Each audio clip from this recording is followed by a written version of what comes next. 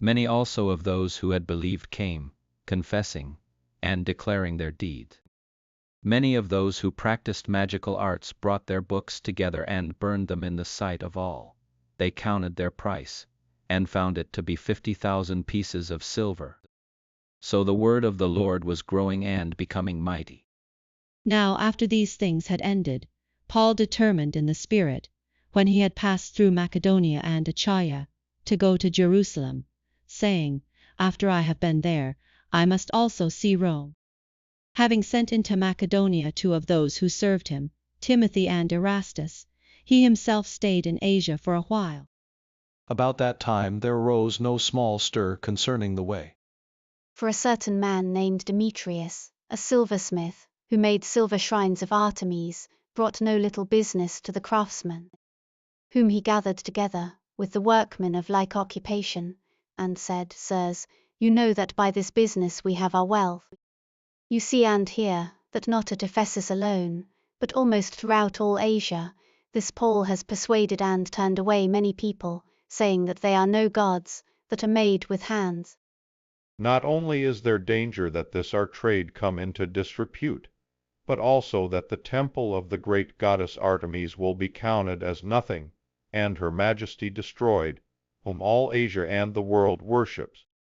When they heard this they were filled with anger, and cried out, saying, Great is Artemis of the Ephesians.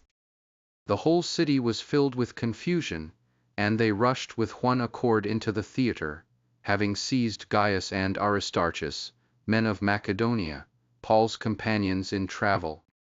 When Paul wanted to enter into the people, the disciples didn't allow him. Certain also of the Asiarch, being his friends, sent to him and begged him not to venture into the theater. Some therefore cried one thing, and some another, for the assembly was in confusion. Most of them didn't know why they had come together. They brought Alexander out of the multitude, the Jews putting him forward. Alexander beckoned with his hand, and would have made a defense to the people.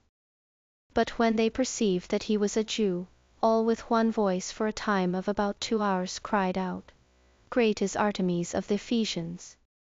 When the town clerk had quieted the multitude, he said, You men of Ephesus, what man is there who doesn't know that the city of the Ephesians is temple keeper of the great goddess Artemis, and of the image which fell down from Zeus?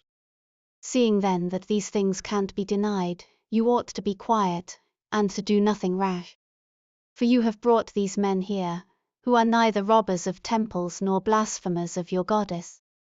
If therefore Demetrius and the craftsmen who are with him have a matter against anyone, the courts are open, and there are proconsuls, let them press charges against one another.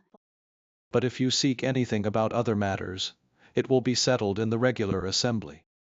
For indeed we are in danger of being accused concerning this day's riot, there being no cause concerning it. We wouldn't be able to give an account of this commotion. When he had thus spoken, he dismissed the assembly. After the uproar had ceased, Paul sent for the disciples, took leave of them, and departed to go into Macedonia. When he had gone through those parts, and had encouraged them with many words, he came into Greece.